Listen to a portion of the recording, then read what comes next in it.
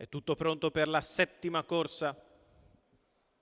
È la finale del Challenge Roberto Andreghetti, il premio Metello OM, confronto ad invito per ottimi soggetti anziani.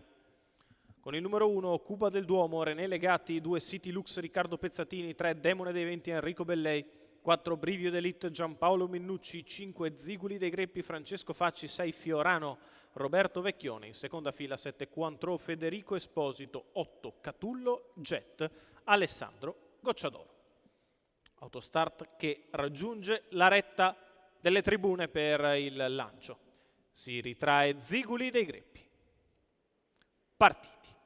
De Fiorano a essere il più veloce dall'esterno, passa nei confronti di Demone dei Venti, in corda Cuba del Duomo, rimane per il momento all'esterno Brivio d'Elite, trova posto in corda invece City Lux, quarto avanti a Catullo Jet, poi ancora Cointreau. Alla retroguardia Ziguli dei Greppi, 14,5 per il lancio da parte di Fiorano che ha preso la testa e ora prova a moderare un po' l'andatura, sposta subito Alessandro Gocciadoro con Catullo Jet che avanza allo scoperto, 400 metri di Fiorano in 29,8.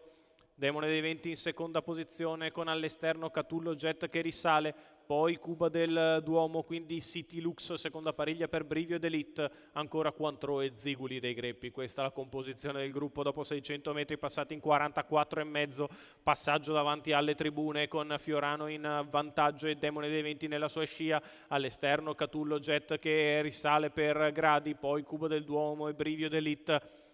Il giro passato in 58,8 sul piede dell'1, 13,5 dal leader Fiorano. Catullo Jet al suo esterno, in corda Demone dei Venti, poi Cuba del Duomo, allunga Fiorano sulla curva di destra, prova a mettere in difficoltà Catullo Jet che viaggia sempre per corsie esterne, addirittura 14,2 la frazione che porta a 1,13 spaccato il primo chilometro. Fiorano è in vantaggio, Catullo Jet è sempre all'esterno ma galoppa e lascia così secondo in corda Demone dei Venti che precede Cuba del Duomo e quindi City Lux ancora un 14,1, c'è un 28,3 di quarto intermedio per Fiorano che è in vantaggio nei confronti di Demone dei Venti, City Lux che scatta all'esterno, poi Cuba del Duomo, ancora Cointreau, la retta d'arrivo per Fiorano che è in vantaggio nei confronti di Demone dei Venti che lo fila, quindi Cuba del Duomo e City Lux, Fiorano in vantaggio, ci prova Demone in open stretch, passa Demone dei Venti nei confronti di Fiorano, Demone dei Venti che nel finale vince nei confronti di Cuba del Duomo. Per il terzo posto Ziguli dei Greppi al largo e Cointreau di dentro finiscono in spinta. 1,12,8 per la vittoria di Demone dei Venti,